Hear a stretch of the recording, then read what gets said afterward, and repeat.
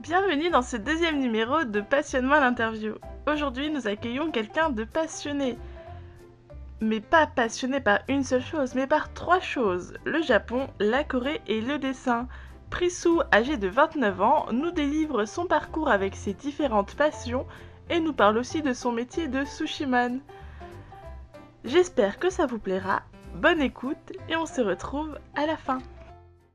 Oui, j'ai remarqué que ton interview, tu l'avais écrite. Enfin, t'avais répondu à mon interview écrite quand t'étais en Corée du Sud. Exactement. Ouais, c'est marrant quand même de se dire. Enfin, bref, surtout que ta passion c'est la Corée, le Japon et le dessin. Donc aujourd'hui, on accueille Prisou. Et si vous l'avez pas compris, elle est passionnée de Corée, de Japon et de dessin. Exactement. Exactement. Elle est pas du tout stressée aujourd'hui, ça va. Ah, ma foi.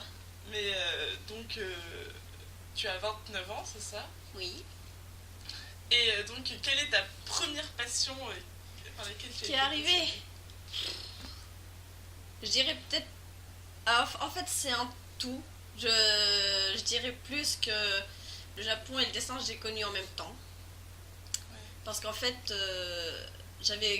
un ami m'a fait connaître les mangas. Depuis que j'ai commencé à connaître les mangas, j'ai commencé à dessiner. Et c'est de là que cette passion est arrivée d'ailleurs. Mais à quel âge environ? J'ai commencé. J'avais à peu près 15-16 ans, quoi, quand j'ai commencé. Mais c'est marrant parce que enfin, souvent nos passions, elles nous viennent parce qu'on connaît quelqu'un qui nous dit oh regarde, ça c'est trop cool et tout.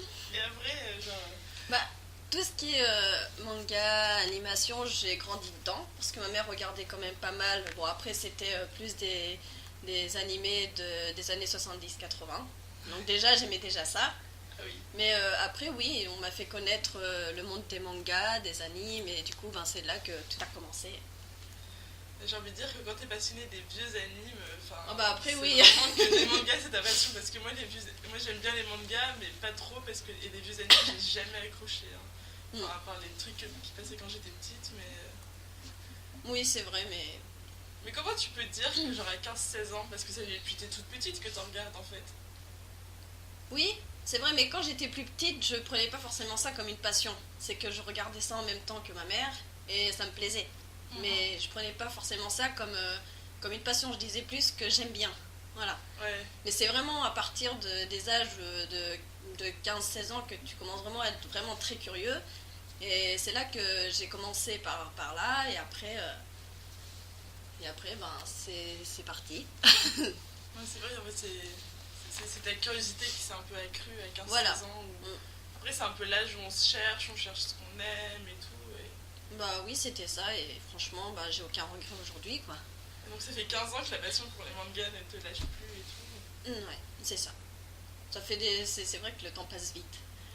Et ensuite, ta passion pour le Japon, c'est arrivé en même temps. Oui, forcément, c'est un lien. Ouais. Les mangas, les animes. Et après, au fur et à mesure, tu deviens encore plus curieux, donc tu cherches à aller plus loin. Et c'est là que, du coup, j'étais curieux, j'ai regardé les cultures, j'ai regardé... voilà, je vais pas dire que j'aime le Japon uniquement pour les animes ou les mangas, c'est vraiment un tout. Mais c'est vrai que c'est parti de là. Ouais. Donc, quand t'es allé voir plus loin pour le Japon, t'es allé voir la culture. Est-ce qu'il y a d'autres choses auxquelles. Enfin, je sais que tu m'as fait beaucoup découvrir la J-pop, qui est la musique Exactement. japonaise.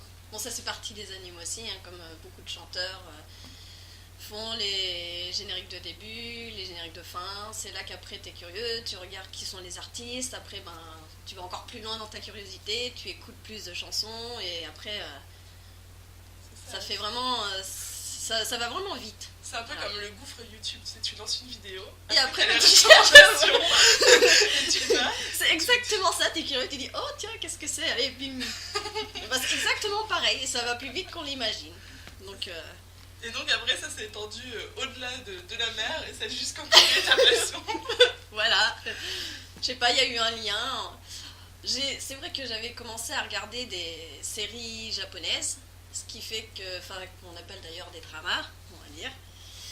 Et de là, parfois, tu as deux séries, une japonaise, une coréenne, qui sont exactement les mêmes histoires. Et du coup, j'ai voulu faire une sorte de comparaison. Donc c'est là que j'ai commencé justement à regarder les séries coréennes. Et ça m'a beaucoup plu. Donc forcément, comme je disais, quand ça plaît, tu continues à regarder encore et encore. Et après, c'est tout un fil. Et t'as commencé à t'intéresser à la Corée à quel âge? Un peu plus tard que le Japon. Je dirais la Corée, j'avais... Je sais même plus quel âge j'avais. Je sais pas, 20... Ouais, c'est vraiment plus tard, 23, 24 ans, quoi. Ah ouais.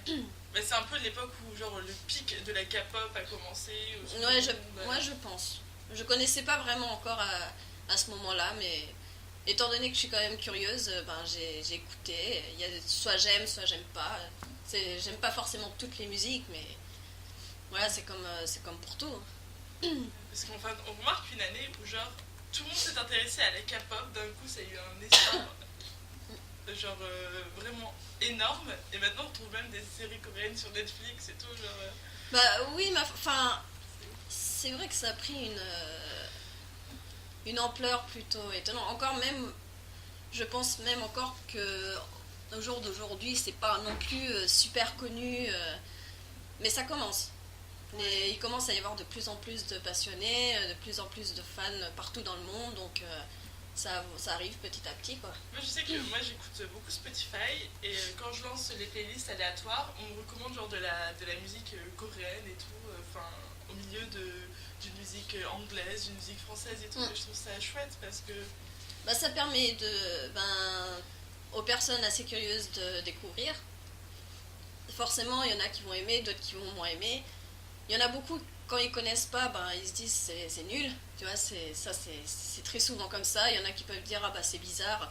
Tout le monde, forcément, au début, vont trouver que c'est bizarre, puisque la langue en soi, c'est pas quelque chose qu'on écoute tous les jours.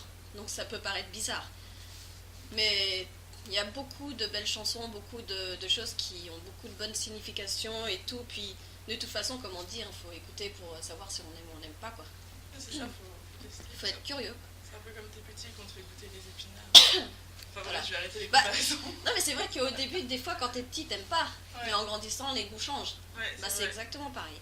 C'est vrai. Moi, je regarde dans les livres, il y a des livres qui m'intéressaient pas du tout il y a 10 ans, et maintenant je les dévore, j'adore ça. Ouais, c'est ça. C'est exactement pareil. Faut tester. Voilà. C'est soit tu vas aimer, soit tu vas pas aimer, mais au moins t'auras essayé. Et tu me dis, la langue, ça peut être un frein. Et toi, comment tu pallies à cette barrière de la langue? Étant donné que j'ai écouté quand même pas mal de japonais avec les animes et puis les séries et tout, c'est vrai que c'est pas pareil forcément, parce que sinon ce serait simple. Mais je trouve personnellement que c'est quand même une très belle langue. À écouter, c'est pas non plus quelque chose de très choquant non plus. Je dis pas que ça se rapproche du Japon, mais je pense que j'ai tellement eu l'habitude que du coup ça m'a pas non plus fait un choc de langue, quoi. Et maintenant tu fais comment? Peut-être tu trouves les sous-titres et tout, ça te dérange plus du tout, quoi? D'entendre, non, parce que j'ai l'habitude maintenant. J'essaye même de l'apprendre un petit peu, parce que j'adore cette langue. Je suis d'ailleurs, comme tu as dit, j'ai répondu aux questions l'année dernière lors de mon séjour en Corée, donc ça fait que j'ai encore plus aimé ce pays. Parce que les personnes en eux-mêmes, je vais pas généraliser forcément, parce que t'as de tout, sont quand même plutôt vraiment adorables vis-à-vis des étrangers, contrairement à ce qu'on peut trouver sur Internet. Franchement, et surtout, ils aiment bien les Français, voilà. Ah ouais.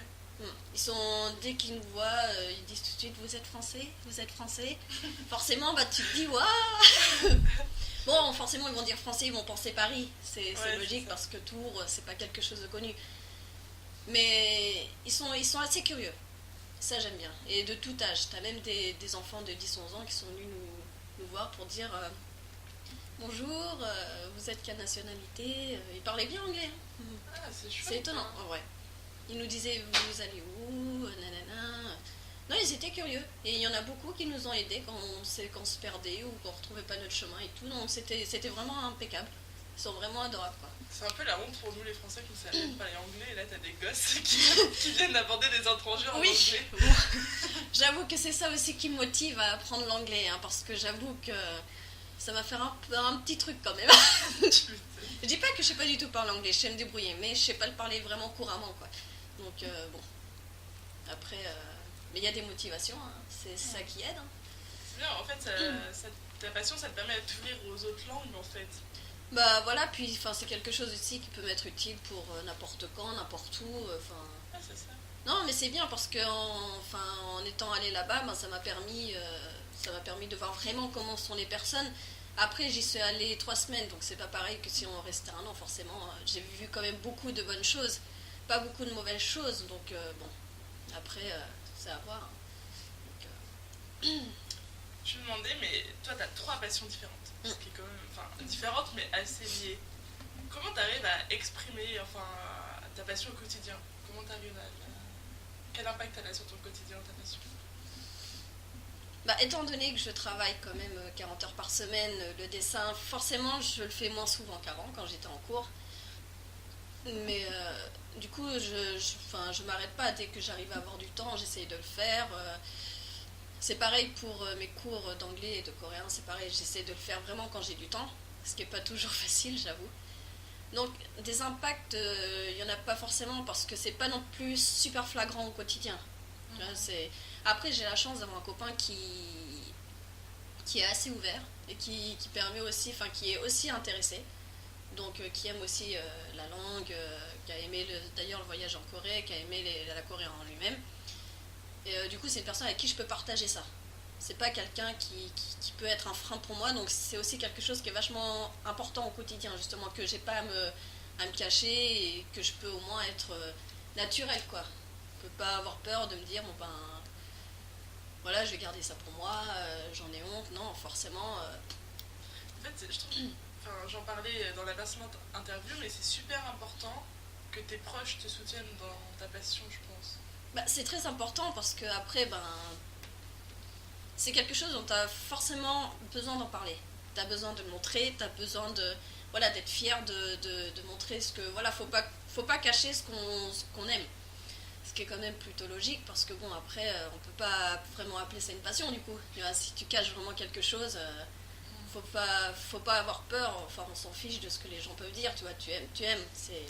Après, moi, je connaissais une fille, elle me dit oui, j'adore faire plein de trucs et tout, je les fais en cachette, mais surtout, je vous dirai jamais ce que c'est parce que vous comprendrez jamais. Et je trouve que c'est aussi une vision intéressante. D'ailleurs, j'aimerais bien la faire venir en interview pour qu'elle parle de tout ça, mais si elle veut pas m'en parler déjà à moi en tant qu'amie, Mais ouais, mais je trouve que quand tu la partages, ta passion, c'est encore plus fort parce que tu. Enfin, c'est un peu comme quand t'es amoureux, tu vois. Genre, Bah ouais, c'est un peu ça. Bah tu te sens plus... T'as aucun poids. Voilà.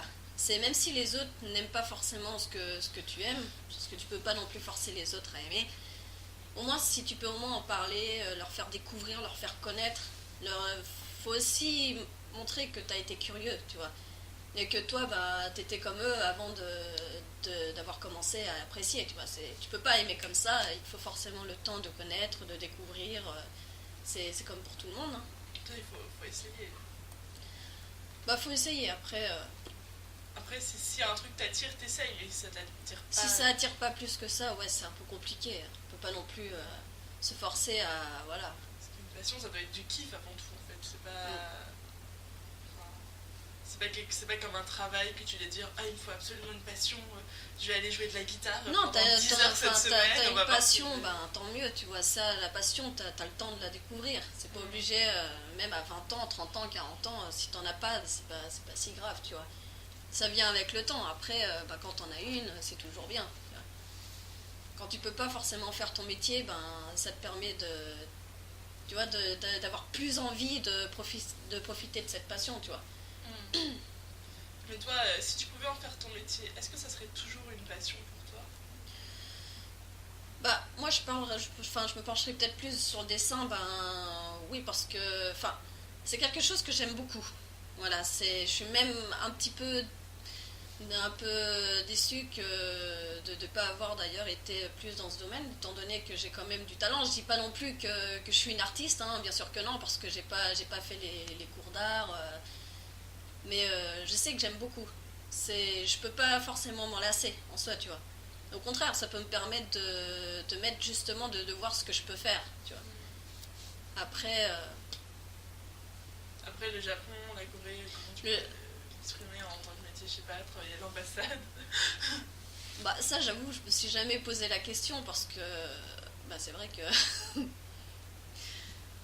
Parce qu'aujourd'hui, ça en faire un métier, ça je sais pas, c'est compliqué. Il y a la barrière des langues, il y a beaucoup de choses qui rentrent en jeu, donc puis niveau travail, c'est pas forcément pareil, on perçoit pas de la même manière.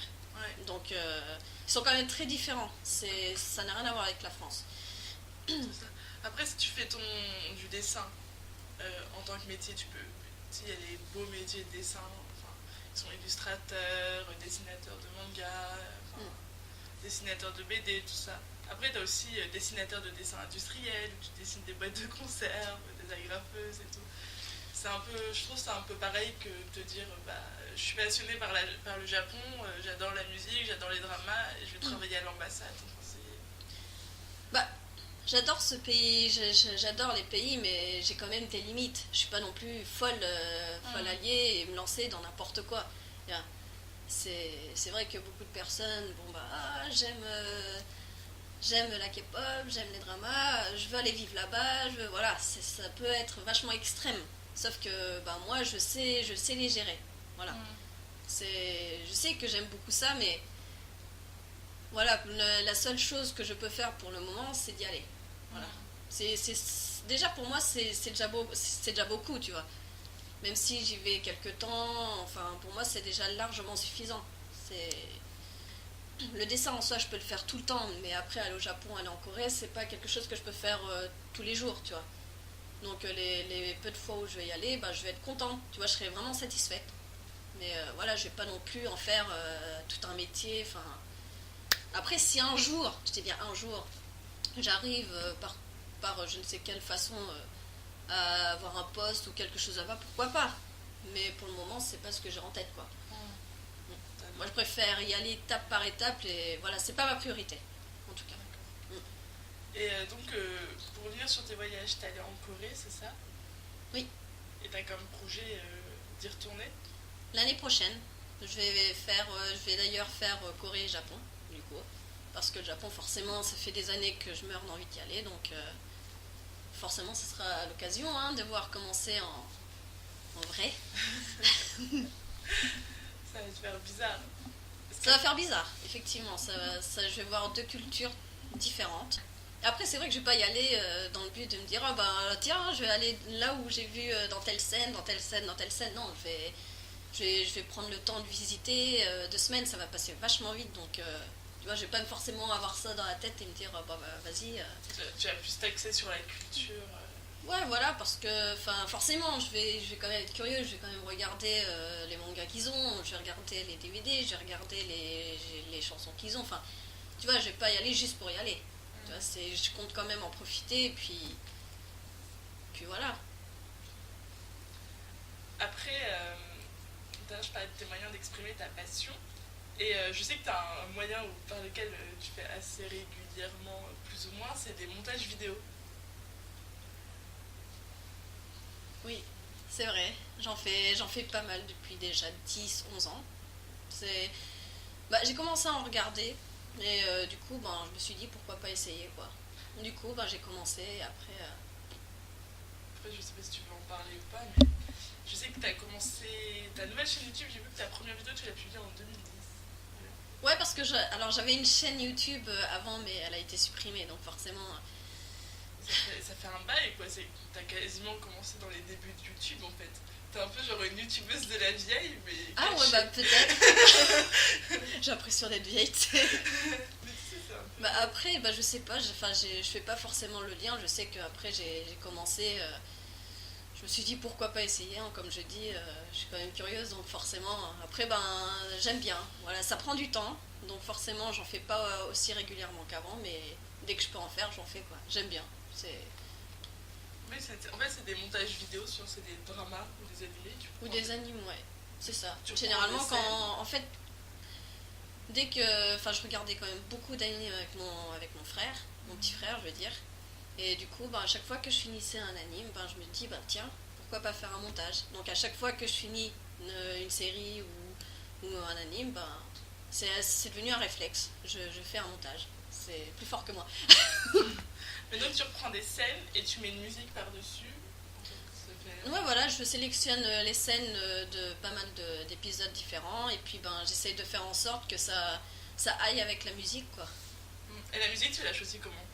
Alors généralement, je prends tout le temps par exemple, si je en prenant l'exemple d'un anime, je prends tout le temps une chanson qui fait partie de l'OST. Ok. Donc on va dire que ce soit l'opening ou le générique de fin ou une musique intérieure, peu importe. Je prends toujours un truc qui est laid, en tout cas. Après, c'est vrai que par moment, quand je n'ai pas d'inspiration, je sais pas du tout quelle chanson prendre, ben, je cherche sur YouTube et j'en prends une comme ça et je me dis, ben, j'essaye et puis ben, je vois si ça va ou si ça va pas avec, quoi. J'en ai regardé beaucoup depuis très longtemps de tes montages et c'est trop marrant parce que ça fait vraiment comme des bandes annonces en fait. Limite. C'est les bandes annonces de 3-4 minutes. Donc, ouais, bah, c'est vrai qu'après on voit quand même le progrès que j'ai eu du début jusqu'à maintenant. Hein. Forcément, c'est pas pareil. C'est pas les mêmes logiciels non plus. Donc, après, ben, c'est une habitude, quoi. Je dis pas non plus que c'est les meilleurs montages parce que j'en ai vu bien meilleurs que moi, forcément. Mais bon, après, ça me satisfait donc. Ça plaît quand même. Après, j'ai vu voilà. que t'avais presque 1000 abonnés sur ta chaîne, ce qui est Ouais, c'est vrai. 960 ou 966. Bah, pour certains, on peut dire que c'est pas beaucoup, mais étant donné ce que je fais, c'est déjà pas mal. Tu vois. Surtout que c'est. Enfin, sur YouTube, on voit beaucoup les gens qui font des podcasts, on voit beaucoup les gens qui. Ouais, qui font des vlogs, tutos. Voilà, c'est. Mais les montages vidéo de séries, de dramas, on les voit pas tant que ça en fait. Je trouve que ça n'a pas beaucoup de visibilité sur YouTube. Et, Ouais, c'est ça. S'il y en a qui n'ont jamais vu ça et qui sont curieux et qui aiment les dramas ou les animés qui veulent voir. Bah, c'est. Voilà, Bah, je peux les renvoyer sur ta chaîne en fait. Bah, c'est ça. Bah, d'un côté, ce qui est bien, c'est que par exemple, pour un anime ou pour un drama, peu importe, l'avantage de faire un montage, c'est qu'eux, ils peuvent avoir un aperçu. Voilà. Donc tu te dis, bah tiens, ça peut être bien, ou ça, bof. C'est ça. Enfin, voilà. Pour voir si c'est leur type de. Ouais, voilà. Il y en a qui peuvent dire, bon, bah ça leur dit tout du début jusqu'à la fin, mais voilà, pas tant que ça, quoi. Oui, parce que au final, même si tu fais je sais que tu fais les scènes dans l'ordre. Mais si tu fais les scènes dans l'ordre, il n'y a pas toute l'intrigue qui va derrière. Bah, t'as pas l'histoire. T'as pas tout. Tu vois plein de scènes. Généralement, avant de regarder un anime, par exemple, je regarde toujours l'opening ou je regarde toujours des AMV, anime musique vidéo. Et on me dit, ben, comment on dit ça? Tu te spoil. Voilà, tu te spoil. Pourquoi tu fais ça? Je dis, bah non. Comment je peux me spoiler? Je connais pas l'histoire. J'ai juste à lire l'histoire, tu vois. C'est là aussi que. Mais si le graphisme me plaît et tout, ben je me dis pourquoi pas. Ça n'a rien à voir d'un spoil, tu vois. Tu vois juste des scènes. Et tu les comprends pas forcément, tu vois. Donc bon, après. Je sais, je le faisais aussi à une époque, et après, quand je regardais l'anime, je fais ah, mais ça, je l'ai vu dans le montage. Ah, mais ça aussi. Ouais, moi aussi, c'est vrai que je me dis, bah tiens, cette scène, je l'ai vue. Mais au moins, tu la comprends. Voilà, alors que là, tu vois les scènes, voilà, tu te dis pas, il y a telle histoire derrière, quoi. Donc, je peux pas forcément parler d'un spoil. Forcément, de toute façon, c'est quelque chose que tu retrouves. Donc, après, si les gens ils veulent regarder avec surprise, ils regardent pas des montages vidéo. Quoi. bah ouais, voilà, ils lisent juste l'histoire et puis ça plaît ou ça plaît pas, tu vois. Mais c'est leur risque et péril. voilà, c'est. Et c'est vrai que moi, je pense à celles qui n'ont pas beaucoup de temps pour regarder des séries, qui travaillent beaucoup et tout, et qui ont envie de regarder une série, un drama qualitatif ou un animé qualitatif, tu vois. Moi, je trouve que c'est un bon moyen de se faire un bon aperçu en se disant ah ouais, non, ça c'est trop fleur bleue, ça va pas être mon truc. Et au moins, tu passes juste 3 minutes là-dessus. Et tu te dis, tu perds pas plus de 3 minutes, voilà. tu perds pas 20 heures à regarder un drama de 25 épisodes. Alors qu'au final, ben, t'aimes pas, quoi, t'accroches pas, tu vois. Non, ça peut être un moyen, effectivement. Mais ouais, donc ça fait presque 10 ans que tu fais ces montages-là. C'est quand même fou. Ouais. Hein, 10 ans. C'est vrai que le temps passe vite, donc je m'en rends pas forcément compte, mais j'ai pas lâché, quoi. Je me suis dit, je vais essayer, et je savais pas que même au jour d'aujourd'hui, ça me suivrait encore, quoi. Ouais. Après, ce qui est bien, c'est que t'as une genre, c'est quand même assez diversifié, je trouve, tes passions. Genre, tu t'arrêtes pas, genre, juste aux animes japonais, tu t'arrêtes pas juste le dessin. Après, le dessin, c'est surtout calqué sur les mangas, on est d'accord. Après, tu t'arrêtes pas juste au drama, tu regardes vraiment partout et je trouve ça chouette que tu t'intéresses à la langue parce que facilement ouais, s'arrêter en ouais. façade et tout, mais toi tu creuses le truc en profondeur. Bah parce que, comme je dis, moi je suis curieuse. Voilà. Ça peut être une qualité comme un défaut, forcément, mais moi j'ai pas envie de me dire, bon ben, j'aime le Japon juste pour les animes.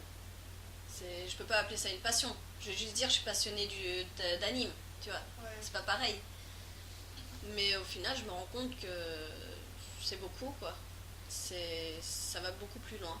Donc, et puis je fais ça pour les deux, forcément, parce que moi, je vais pas te dire, j'aime la Corée juste pour la K-pop. Tu vois, c'est vraiment global. Ça, de toute façon, ça, j'en suis sûre et certaine. Donc, Mais toi, qu'est-ce que tu penses du fait d'avoir une passion?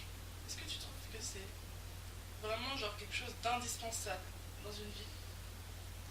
indispensable, ben.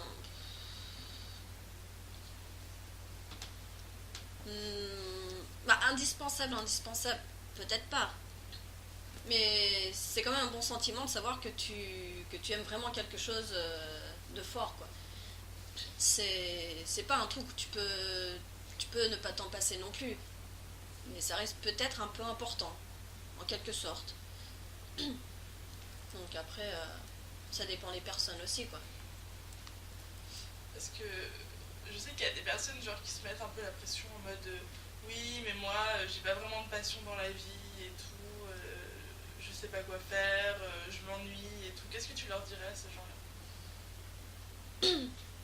Bah, qu'ils aient pas de passion, c'est pas non plus la mort. En soi, c'est pas dramatique, c'est pas une obligation. Faut pas se mettre la pression pour ça. De toute façon, c'est comme je dis, la passion, ça viendra sûrement avec le temps. C'est peut-être qu'ils en ont pas maintenant, mais au fil du temps, en faisant des rencontres, en étant curieux peut-être bah, ça peut tomber dessus à n'importe quel moment. De toute façon. Enfin, moi, j'ai pas eu de pression, c'est venu comme ça, tout seul, quoi. Je l'ai découvert au fil du temps. Si j'en avais, enfin, voilà, si on m'avait pas fait découvrir ça au début, peut-être qu'au jour d'aujourd'hui, j'en aurais pas. Tu vois, tout dépend de comment ça se passe. Après, comme je dis, y a pas forcément d'âge pour découvrir une passion, et ça viendra avec le temps. Et puis, ben, s'il y en a pas, c'est pas non plus la fin du monde. Hein, c'est pas si grave que ça. C'est pas un concours non plus. Enfin, il y en a énormément qu'on n'en pas. C'est faut pas se sentir enfin faut pas croire que les personnes sont les seules à ne pas en avoir, il y en a bien plus qu'on l'imagine. Donc faut pas, voilà. Après je trouve qu'il y a des personnes qui n'ont pas, c'est souvent des personnes qui sont soit très curieuses et qui s'intéressent à plein de trucs et qui n'arrivent pas à dire À choisir. Ouais, à choisir, à dire bah moi je suis passionnée par ça. Enfin moi je sais que je m'intéresse à énormément de choses. Je m'intéresse à la musique, je m'intéresse au dessin, je m'intéresse au podcast, je m'intéresse à l'écriture et tout. Et je me suis rendu compte en fait que ma passion c'est créer. Genre, parce que c'est un peu tout ce qui est en commun Créatif, en fait. ouais. Bah c'est ça, c'est un peu ça. Après les personnes qui aiment beaucoup de choses à la fois, c'est aussi quelque chose de bien. Ouais. Parce que en étant aussi, enfin, polyvalent, aussi ouvert que ça, ben forcément, tu peux pas savoir encore ce qu'est ta passion, mais justement, quand tu as beaucoup de choses que tu aimes, ben tu remarques au fil du temps qu'il y a vraiment un truc qui est lié, tu vois. Ouais. Comme tu dis, toi, c'est la création. Tu vois, c'est exactement pareil. Parce que en fait je trouve ça vraiment rare les gens qui aiment un truc précis. Je trouve qu'il y en a plus dans ton cas qui aiment genre trois trucs ou qui aiment plein de trucs que des gens qui aiment un truc précis, comme j'ai eu la semaine dernière pas la semaine dernière, enfin l'interview que j'ai publiée la dernière fois, où Cyril lui c'est les pompiers, Marion c'est le secourisme et c'est vraiment genre ce qu'ils aiment, ce qu'ils adorent quoi et parce que pourtant c'est une passion tellement prenante que pour eux c'est carrément mode de vie. Ouais, voilà. Mais Si c'est vraiment quelque chose une passion qui ressurgit vraiment au quotidien, tu peux forcément dire que voilà, tu dis ça, c'est le bon, quoi. Après, c'est vrai que quand tu as énormément de choses que tu aimes et que tu accroches vraiment, c'est difficile de te dire bon bah lequel choisir. Tu vois, Je pense qu'il faut se dire, mais qu'est-ce que j'aime dans cette activité-là? Est-ce que c'est vraiment l'activité en elle-même? Ou est-ce que par exemple, par exemple le dessin, est-ce que c'est le geste du crayon que j'aime, tu vois? Et... Je pense que c'est... Ouais, je sais qu'on m'avait dit que j'étais très manuelle. Voilà. Je sais qu'en art plastique, au lycée ou peu importe, forcément j'avais des bonnes notes. Et je sais que j'aime bien. J'aime beaucoup ça. Et je sais que je suis très manuelle.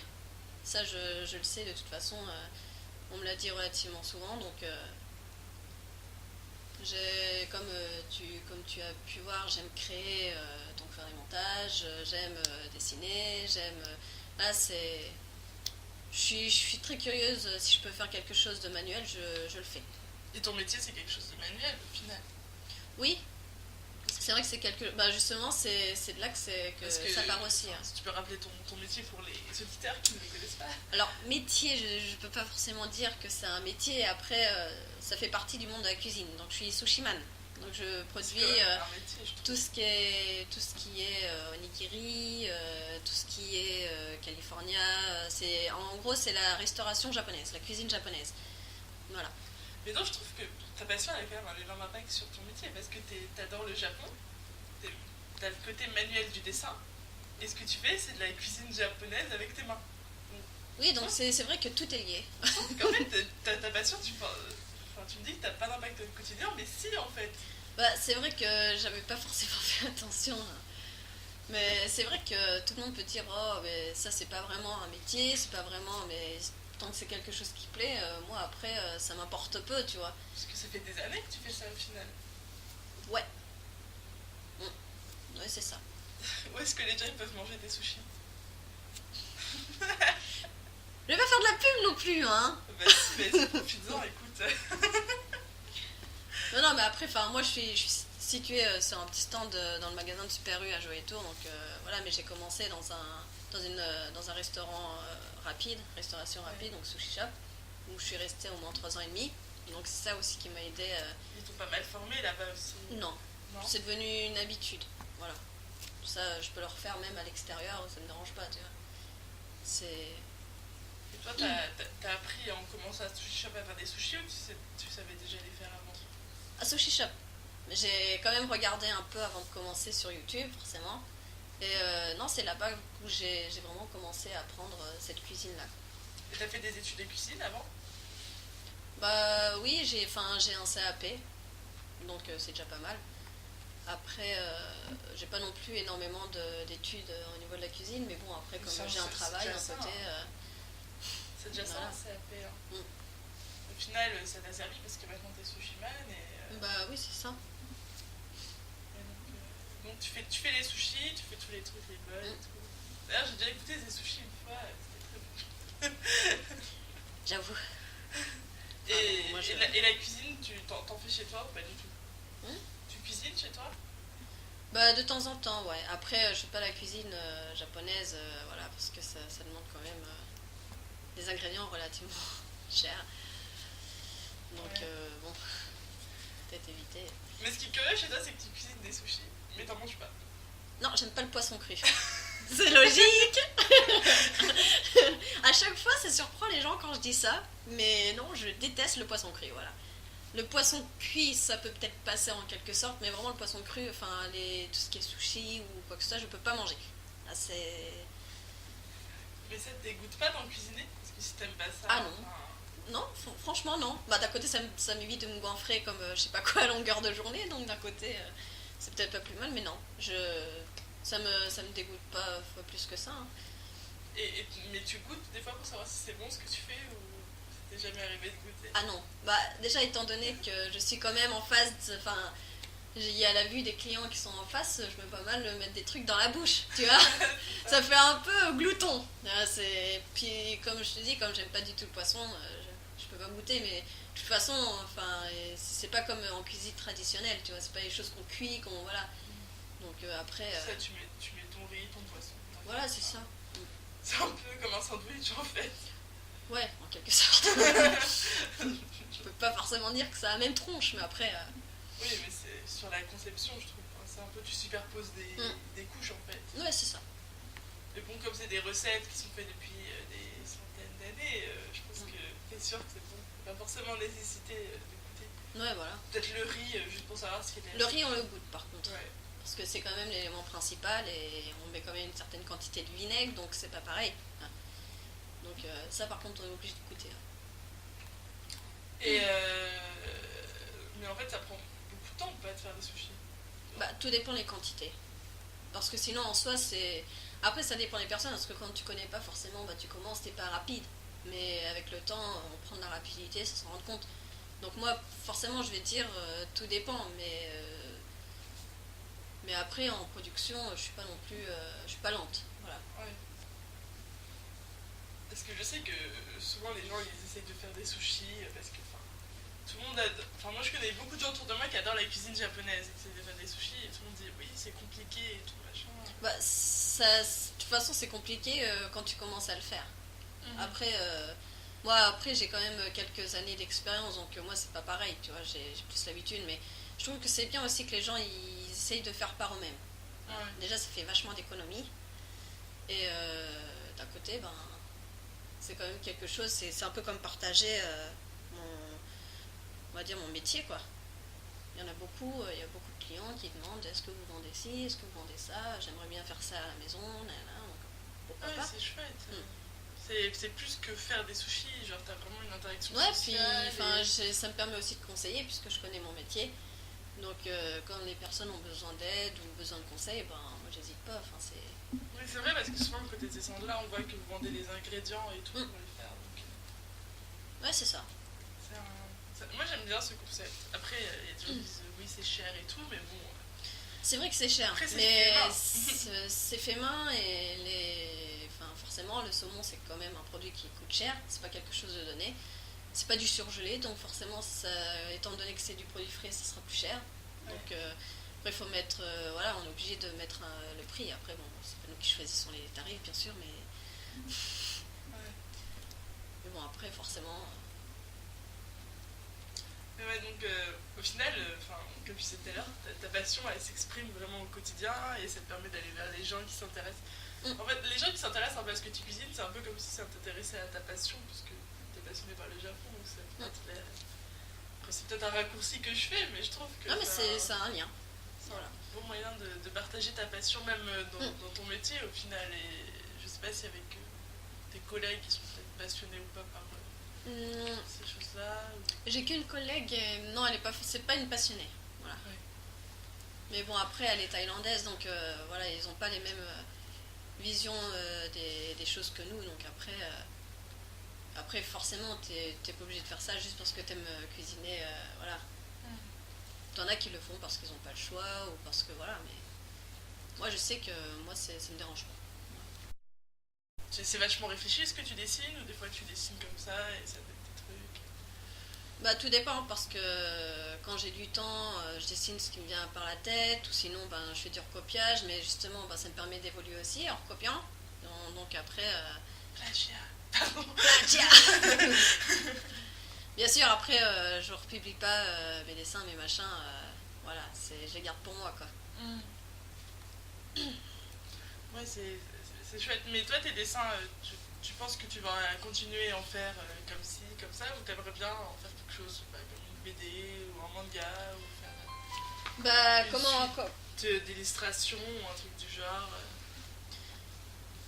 Ben, je sais pas, enfin comme je dis, je suis quand même curieuse, donc je commence déjà par regarder pas mal essayer de voir si je peux prendre des cours sur internet, voir déjà pour aller un peu plus loin quoi. J'aimerais bien vraiment à bien apprendre à faire du dessin quoi. Comme ça, c'est vraiment le temps que j'aurai après mon travail et tout, ben. C'est le chat qui gratte. C'est ça. Ça peut me permettre d'évoluer, de m'améliorer quoi. C'est pour ça que du coup, voilà, je peux pas forcément me dire dans les médias, tiens, bah, je vais devenir illustratrice ou tu vois. Faut d'abord que je m'améliore. Après, on verra par la suite quoi. Donc après, voilà. Et ça t'a jamais tenté, par exemple, de créer un compte Instagram où tu mettrais tes dessins Ça m'est jamais venu à l'esprit, j'avoue. Bah, pour le moment, je trouve pas que pour le moment j'ai le mérite de le faire. Il faut vraiment que j'attende d'avoir du progrès, de faire mes propres dessins. Voilà, c'est vraiment dès que je serai fière de mes dessins et tout, peut-être. Mais pour l'instant, non. Et je vais te poser une dernière question pour finir.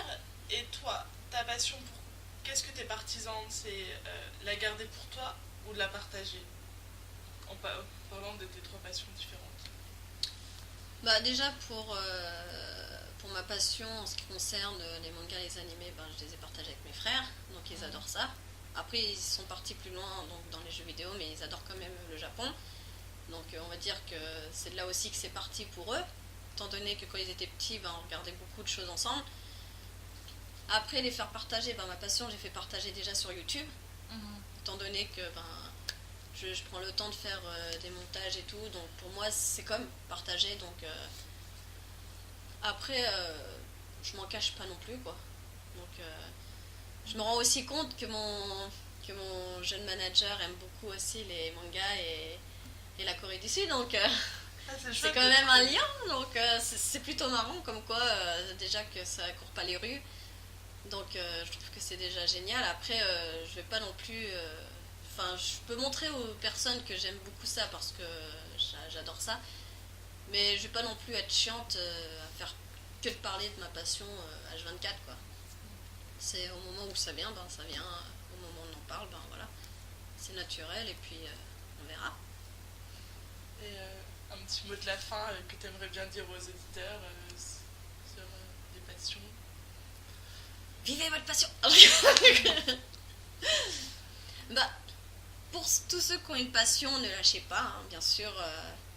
Restez accrochez-vous et profitez de cette passion autant que vous le pouviez.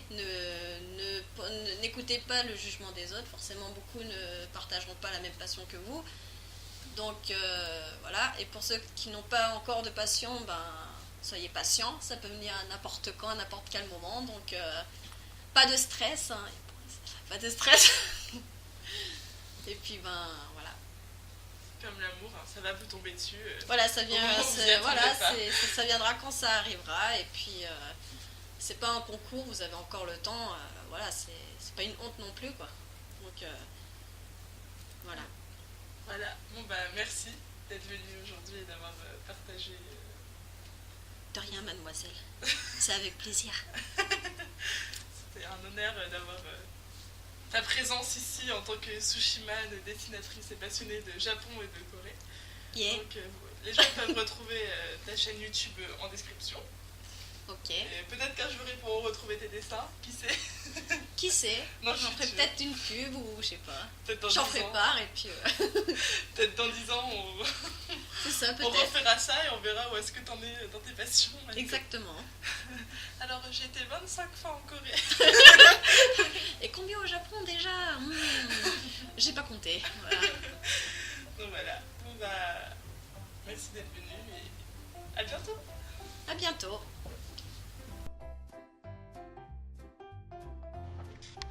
Merci d'avoir écouté cette interview jusqu'au bout. Je vous laisse tous les liens en description du compte Instagram Frogs et Pouille, du compte Twitter Frogs et Pouille et de la page Facebook Frogs et Pouille. Je mets également le lien de la chaîne YouTube de Prissou pour aller jeter un coup d'œil à ses montages. N'hésitez pas à aller voir et à vous abonner, je pense que ça lui fera très plaisir. N'hésitez pas aussi à mettre un j'aime à cette interview si elle vous a plu, à vous abonner à la chaîne pour ne pas manquer les prochaines et à partager cette interview, ça m'aiderait vraiment beaucoup à gagner en visibilité. Voilà, merci à vous et à très bientôt pour une prochaine interview. Nénuphar Frogs et Pouille.